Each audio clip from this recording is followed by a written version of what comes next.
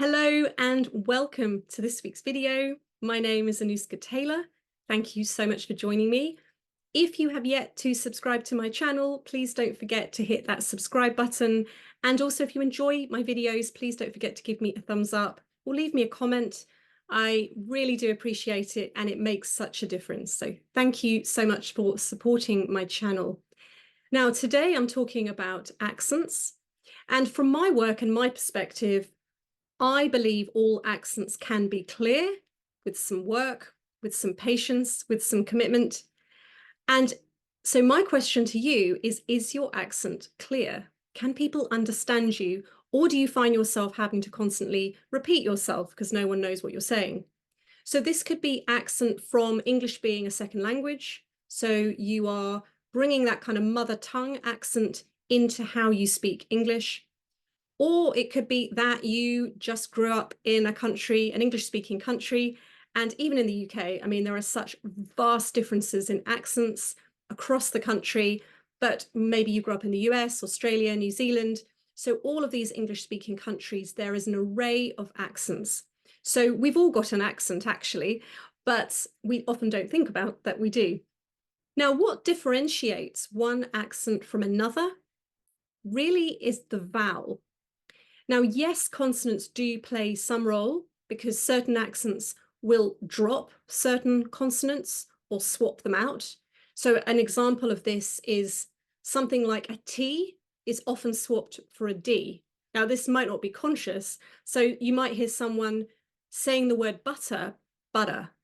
And I used to hear that quite a lot in Australia, but by no means Australia isn't the only country that might do that. There's lots of accents that drop T's for D's, and certainly in the UK is common as well. But vowels hold enormous amounts of power. And I talked last week also about the fact that they are the vehicle for emotion, but they're the vehicle for power in the voice as well.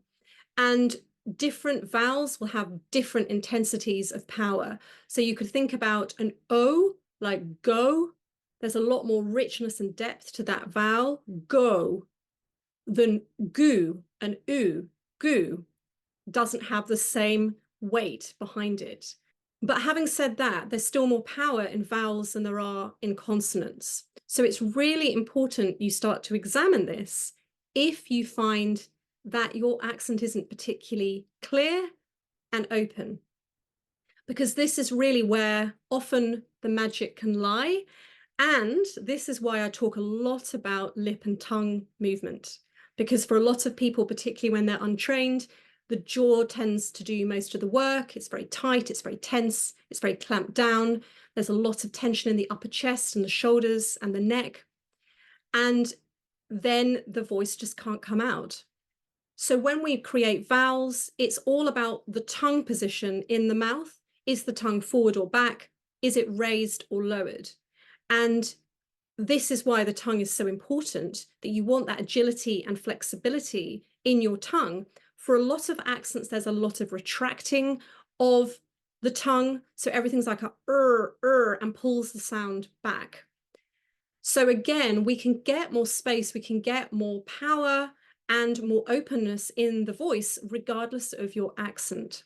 But it's also about the lips. And if you look at any vowel charts that you can find on the internet, they'll often talk about the lip position as well. Is it rounded or is it unrounded or spread? And again, so these charts, just to educate you if you don't know, are really based on what we call sort of standard English, or RP, historically. And this was just really, I suppose, historically, because this was the accent of the people in power and people in politics, royalty, the people that were educated. And so this was the accent that was then adopted as standard English. And so even today, it's often used as a general standard and a guide to compare other accents to, because we need a reference point. I mean, if you're learning English as a foreign language, there are so many different ways you could pronounce different words. There's got to be some sort of standardization, otherwise we'd all go slightly mad. So, but the reason I say this is we don't want to get too bogged down in it, because obviously that is just an accent. Standard English is just an accent. It's just been adopted. as the sort of standard version, but it's still an accent. So we don't want to get too hung up on it being absolutely precisely like that, but just to know that whatever your accent, there does need to be movement and flexibility and freedom and openness in your voice. Purely from a voice production perspective, the voice has to be able to come out. And part of that is the lips, the tongue moving, the jaw dropping so the sound can come out, the voice being forward. So just to bear that in mind, if you listen to any sort of old TV, particularly the BBC, like BBC Radio, BBC TV, you'll notice that all the presenters always sounded identical. They all had a certain RP accent because they were basically trained to speak in a particular way.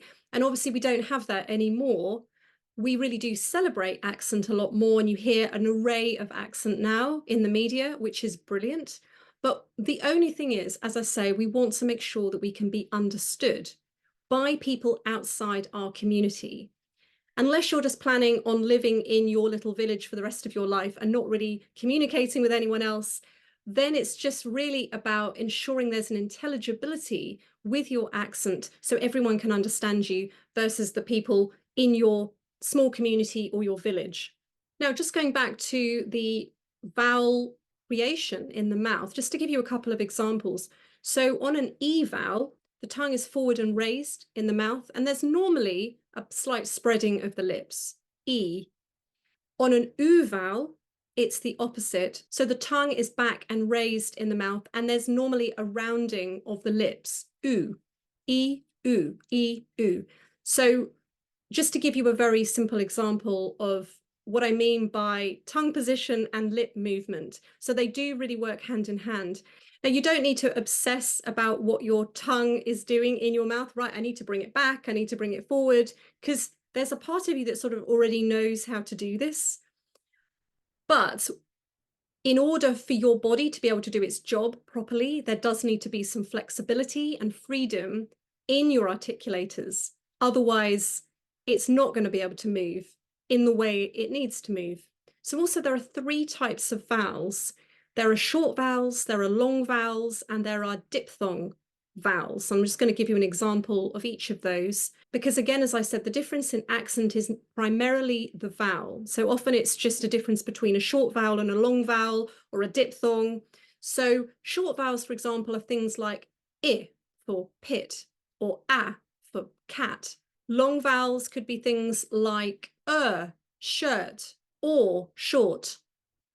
And then diphthongs are essentially 2 vowel sounds. So something like boat or something like bait.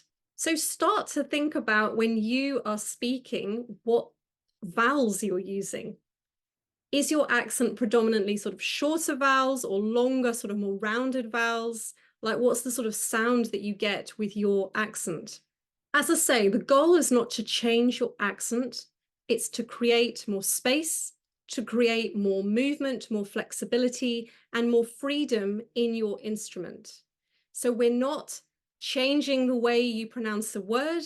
We are just allowing more space for that vowel, which normally for a lot of people requires some releasing of the jaw, some strengthening of the tongue, getting the tongue more agile and mobile, getting the lips more engaged. So it's more about freedom and space than about changing the way you pronounce something. I'm going to give you a couple of examples now, and then you can go away and practice this in your own accent.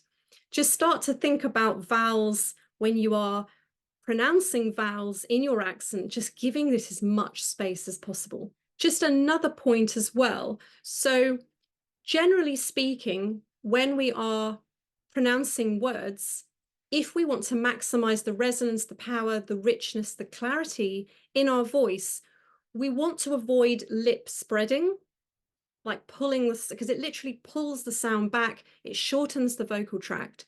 So this is why we talk a lot about lip rounding. Now, it's not like you have to go around talking like this, but there's more softness in the lips. There's a slight protrusion of the lips versus pulling the sound back all the time. Now, it doesn't mean you can't smile.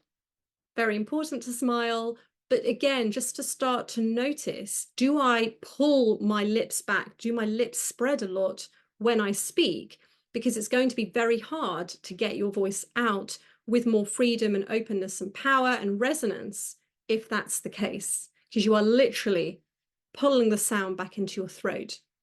So let me give you a couple of examples so you can sort of see how this might look. And I apologize in advance for having a go at some of these accents. So I'm not a dialect coach, I'm not an accent coach. So I'm just going to give you a couple of examples, but I might be slightly butchering the accent, but hopefully you'll get the idea. In the UK, for example, we have usually two ways of saying this particular word: bath. In the southern parts of the UK, most people will say bath, where there's a longer vowel in the middle. And then up north, it's normally a short vowel, it's bath. Same word, written the same, but half the population will use a long vowel, the other half of the population will use a short vowel, neither of which is right or wrong. But what tends to happen with something like the word bath or bath is it's very easy to pull the sound back, bath.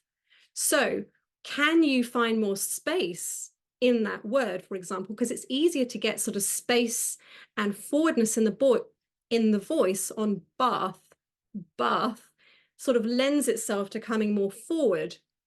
And so can you find more space with bath? You can still say it exactly the same way, but you're just opening your mouth a little bit more, you're enunciating a little bit more, and just allowing more space around that vowel. So that's just a very quick example because that's really common. I grew up with a father from Lancashire, so he used to say this all the time. And my mother was from the south, so there was always this kind of weird, silly kind of argument about who was saying it right and who was saying it wrong. So I kind of grew up hearing both the north and the south kind of pronunciation. So let me give you another example. And I'm going to practice my Australian accent for a minute. So apologies to any Australian people watching, because I might be butchering this slightly. But just to give you an example. So the word boat. Now that is a diphthong, but it's kind of a rounded diphthong, boat.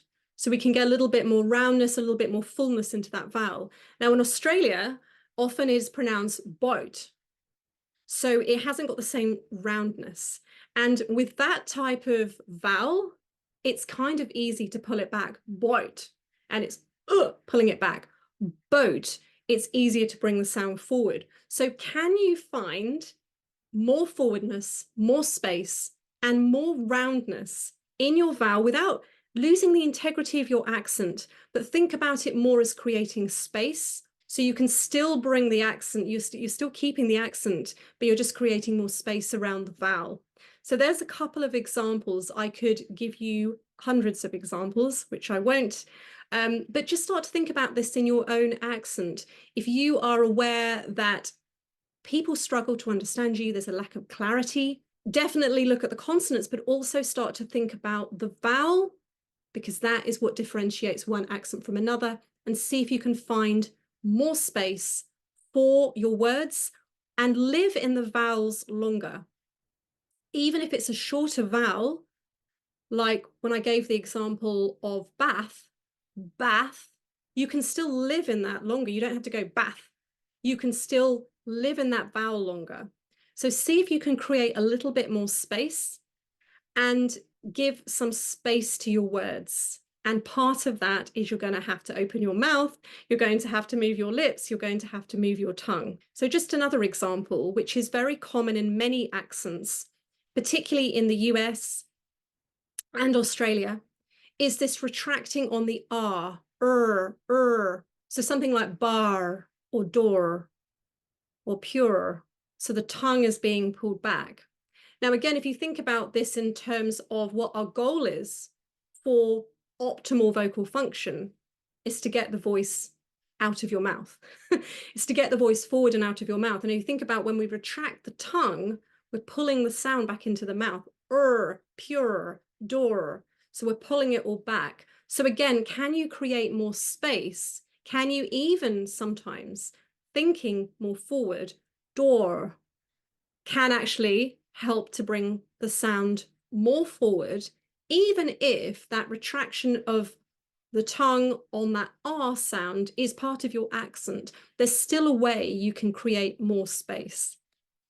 So I hope this has helped. There's quite a lot to this. I have kept this fairly high level.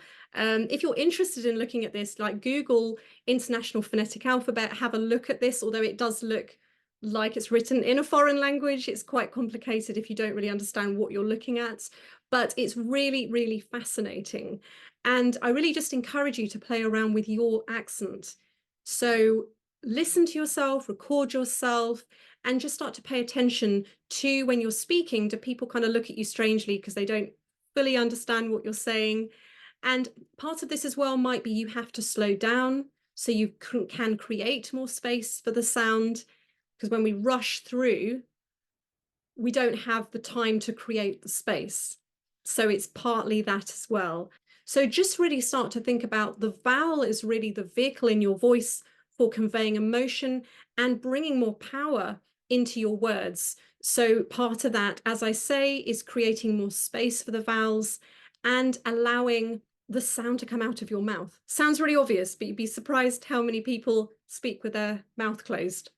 So I hope that's helped. Thank you so much for joining me today.